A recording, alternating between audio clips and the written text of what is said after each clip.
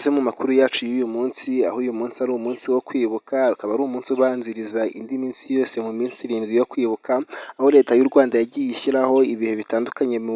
mu byiciro byo kwibuka, aho Leta y'u Rwanda yatangije ibintu byo kwibuka biba iminsi 7 ari nta kintu umuntu akora, ariko uyu munsi wa none tukaba tugeze mu bihe byo kwibuka, ariko Leta y'u Rwanda ikaba yatangaje yuko kwibuka bidakuraho imirimo igiye itandukanye itunga abantu, kubera yuko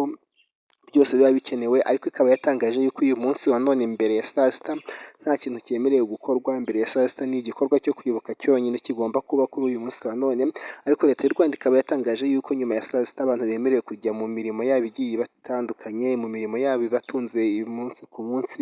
harimo nk'imirimo y'ubucuruzi, amaduka, amasoko ndetse n'ibindi bigiye bitandukanye. Uyu munsi wa none rero muri kino gitondo tukaba tubashishikariza kwitabira kino gikorwa cyo kwibuka, tukaba tubashishikariza kwitabira ibikorwa byo kujya mu biganiro kugira ngo gahunda zanyu zose zikomeze kugenda neza, kugira ngo dukomeze kubahiriza gahunda za Leta uko ziba zatangajwe, ndetse n'ibindi byose bize kugenda neza kuri uyu munsi wa none, kandi tubashishikariza gukomeza kwitwararika mu bihe nk'ibi ngibi, cyane cyane abana b'urubyiruko, mwitwararike, muvuge amagambo meza, muvuge amagambo mwatekerejeho, mwitonde kugira ngo ibi bihe bitazabasiga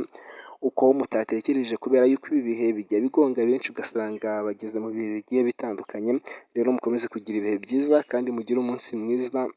Rero reka ngusabe niba ari ubwa mbere ukore subscribe kugira ngo dukomeze kubana mu bihe byacu bigiye bitandukanye, mukomeze kugira ibihe byiza, turabakunda.